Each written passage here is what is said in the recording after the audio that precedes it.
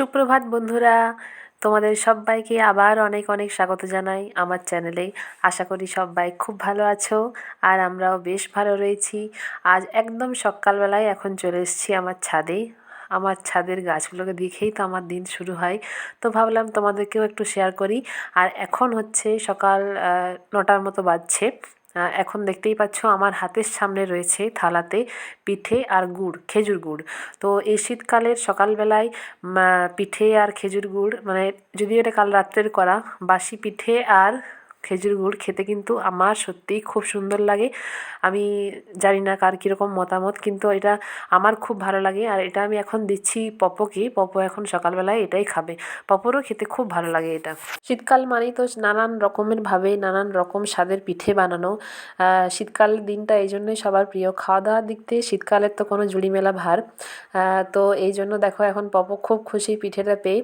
আর ও একটা হাতে ছিঁড়তে পারছে না বলে দুটো হাত লাগিয়ে ছিঁড়ছে। আর খেজুর গুড় দেখবে শীতকালে এটা একদম টাটকা খেজুর গুড়, একদম যেখানে খেজুর রস দিয়ে গুড় বানানো হয় না, সে থেকেই আনা হয়েছে। তো আর এই দিকে দেখো এখন তোমাদেরকে একটা জিনিস দেখাচ্ছি, ধান। আমাদের যেটা চাষের ধান, সেই ধান মাঠের থেকে বাড়িতে আনা হয়েছে। তো এটা এখন ওইখানে শুকানোর যে পালাটা সেটা এরপর হবে। তো এই জিনিসটাকে বলে ধানের ঘর করা। আমিও যদি এগুলো জানতাম না, আমি এখানে এসেই এসবগুলো শুনেছি। আর এই কাজটা মূলত করে থাকে শাশুড়ি মাই। কারণ বাবা কাকুরা এই সব ধান টান নিয়ে আসে, ওরাও হেল্প করে, কিন্তু মাসিমা যেহেতু রান্নার দিকটাতে ব্যস্ত থাকে, তো মাই এইসব দিকটা একটু দেখাশোনা করে আর কি। তো এই জিনিসটা যেটা ধানগুলোকে সেপারেট করে দিচ্ছে না মধ্যেখান থেকে আলাদাভাবে, এইটাকে বলে ধানের ঘর করা।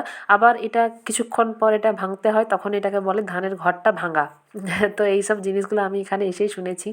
আর দেখো এই কাজগুলো কিন্তু মানে একটু কষ্ট সাপেক্ষই। কারণ এগুলোতে অনেক পরিশ্রম লাগে। যতদিন না এই ধানটা শুকানো হবে, ধান সেদ্ধ হয়, তারপর সেখান থেকে চাল পাওয়া, মানে সত্যি একটা প্রসেসিংটা কিন্তু বেশ লং প্রসেস। আর এটা কিন্তু খুবই মানে পরিশ্রম লাগে সবারই। এটাতে দেখো অনেক জনের পরিশ্রম লাগছে।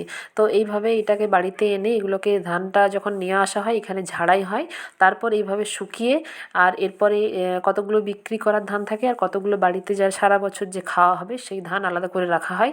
সেটাকে আবার সিদ্ধ করে সেটাকে আবার চাল প্রস্তুত করে সেই চালই আমাদের বাড়িতে সারা বছর খাওয়া হয়। তো এই দিকে দেখো রডগুলো মানে আলাদা করে দিচ্ছে ওইদিকে, মানে এই রডের গোডাউনটা তো শুধু সিমেন্ট রাখা হবে, তো সেই জন্য নতুন যে গোডাউনটা সেদিনে আমাদের মানে পুজো করানো হলো, তো সেটাতে রডগুলো এখন শিফট করা হচ্ছে। তো কাকারা এই কাজগুলোই করছে আজকে। কারণ ওইদিকে যদি রডগুলো না এদিকে শিফট করা হয় তাহলে ওইদিকে একটু ছোটোখাটো কাজ বাকি আছে, যেখানে একটু রিপেয়ারিং করতে হবে আর কি ওই ধারের গোডাউনটাও। তো সেই জন্য রডগুলো দেখো এইভাবেই প্রত্যেকটা আলাদা আলাদা করে রেখে দিয়েছে। আর এখন অনেকটা সময় পেরিয়ে গেছে মধ্যেখানে, এখন প্রায় বিকেলই বলতে পারো। আমি এখন চলে এসেছি নার্সারিতে। তো তোমরা তো জানোই, অনেকেই কথা দিনে জেনে গেছো যে কয়েকদিন ছাড়া ছাড়াই আমি নার্সারি থেকে গাছ কিনে আনছি। তো এখানে এলেই, মানে নার্সারিতে এলেই এত চারিদিকে গাছ আর ফুল গাছ দেখে আমার আর একদম বাড়ি যেতে ইচ্ছে করে না। সিরিয়াসলি বলছি, মনে হয় যেন এই গাছগুলোকে দেখেই আমি এখানে বসে পড়ি। তো এত সুন্দর। তো ওই দিকে দেখো ফুল গাছ আছে, আর এই দেখো এতদিনে এটা দেখতে পেয়েছি, রাবার প্ল্যান্ট। এটা অনেক দিন ধরে এখানে দেখতে পাচ্ছিলাম না, ওরা বলছিল আসবে আসবে, তো আমি আজকে একটা রাবার প্ল্যান্ট নিয়ে যাব। আর এইটা একটা নিয়ে যাব। এটা কি গাছ আমি ঠিক জানি না, এই যে লাল কালারের, ওটা জিজ্ঞেস করে পরে কিনতে হবে। আর ওই দেখো দূরে রয়েছে ফুলের গাছ, কিন্তু আজকে আমি কোনো ফুলের গাছ নেব না। আজকে আমি ইনডোর প্ল্যান্টই নেব ঠিক করেই এসেছি। এই গাছটা নেবো দেখো। আর এরপর হচ্ছে এই গাছটি একটি নেব, এটা দেখতে খুব সুন্দর লাগছে, এই একটি ফুল গাছই নেব আর কি। বাকি ওই দিকে স্ট্রবেরি গাছ নেব আজকে একটা ভেবেছি। তো সেই জন্যে কাকুটা ওইদিকে গেছে, আমাকে স্ট্রবেরি গাছটা দেখাচ্ছিল। এই দেখো এইখানে সব স্ট্রবেরি গাছগুলো সব পরপর রাখা আছে। তো অনেক দিন ধরেই আমার ইচ্ছে হচ্ছিল যে একটু ফলের গাছ নেওয়ার। তো সেই জন্য আজকে একটা স্ট্রবেরি গাছই নিয়ে যাই, তো অন্য দিন পরে আবার অন্য সময় অন্য কিছু নিয়ে যাব। তো এখান থেকে আমি কী কী গাছ কিনলাম তোমাদেরকে কাল সকালবেলায় দেখাবো। আর আজকে এখন সন্ধেবেলায় বাড়িতে বানানো হচ্ছে মটরশুঁটির কচুরি। শীতকালে সন্ধ্যাবেলায় গরম গরম মটরশুঁটির কচুরি, উফ! এত সুন্দর স্বাদ আর এত সুন্দর টেস্টি একটা খাবার যে কী বলবো, আমার তো এখনই জিভে জল চলে আসছে। আর যদিও এটা আগে হয়ে গেছে, এখন দেখে মনে হচ্ছে সত্যি যদি আরও দুটো মটরশুঁটির কচুরি পেতাম এখন কী ভালোটাই না হতো। তো যাই হোক দেখো, মটরশুঁটি কিনে নিয়ে এসেছিলো বাজার থেকে কাকু, তো সেটার মশলাটা আগেই করে নিয়েছে, এটা আমার যাই করেছে মশলাটা। আর এখন মাসিমা এই লেচিগুলোর মধ্যে দেখো পুরটা ঢুকিয়ে ভালো করে এটা গোল করে দিচ্ছে। আর বেলার কাজটা অবশ্যই দায়িত্ব হচ্ছে আমার। কিছু বেলতে হলেই সেটা আমিই বেলি, সেটা তোমরা এতদিনে সবাই নিশ্চয়ই দেখেছো আর জেনেও গেছো। তো চলো এরপর পরপর বেলে দিই। আমার বেলনা চাকতি রেডি হয়ে গেছে। তো তোমাদেরকে এরপর দেখাচ্ছি যে কেমন দেখতে হলো মটরশুঁটির কচুরি। তো এই দেখো, আমি অলরেডি খেতে শুরু করে দিয়েছি, অর্ধেকটা খেয়ে নিয়েছি, আর মানে ওয়েট করতে পারছিলাম না একদম। তো তারপর তোমাদেরকে দেখাচ্ছি, দেখো এত সুন্দর টেস্ট হয়েছে না, এটা পুরোটাই বলতে পারো মানে 50% থেকে 60% ক্রেডিট হচ্ছে আমার জায়ের, বাকিটা আমরা হেল্প করেছি। তো সত্যি খুব সুন্দর বানিয়েছে দেখো। আর এখন রাত্রিবেলায় পপো গ্রিটিংস কার্ড বানাচ্ছে। তো নিউ ইয়ার সামনেই, আর মানে একদিন পরেই নিউ ইয়ার। যদিও এখন আমরা নিউ ইয়ার পেরিয়ে মানে নিউ ইয়ারে ঢুকে পড়েছি, কিন্তু আমার ভিডিওটা যেহেতু 2-3 দিন আগেকার, তো সেই জন্য একটু লেট হয়ে গেল। তো পপো এটা নিজের হাতে দেখো গ্রিটিংস কার্ড বানাচ্ছে। ও আমাকে A4 যে কালারিং পেপারগুলো সেগুলো আনতে বলেছিল, গ্লিটার পেন আনতে বলেছিল, আর কিছু ডেকোরেশনের জন্য সেই চিকচিকি যেগুলো হয় না চুমকি টাইপের, সেগুলো এই যে স্টার এগুলো আনতে বলেছিল।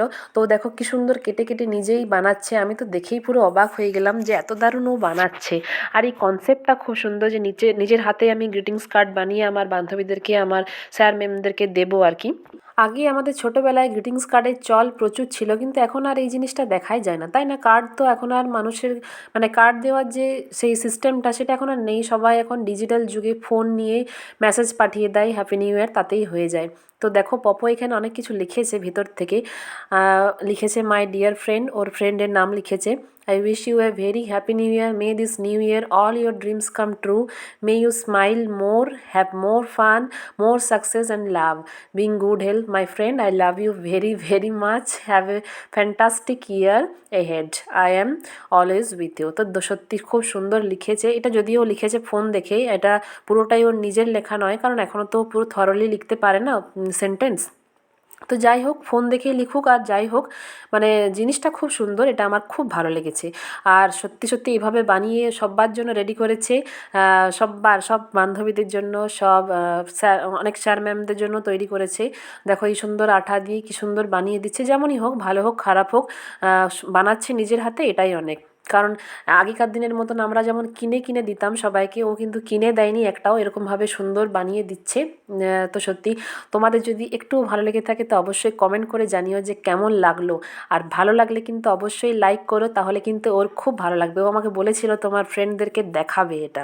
তো চলো আজকের মতো এখানেই টাটা, আমার ভিডিও এখানেই শেষ করছি। কেমন লাগলো অবশ্যই জানিও, আর অবশ্যই ভালো লাগলে লাইক করো, সাবস্ক্রাইব করে আমার পাশে থেকো।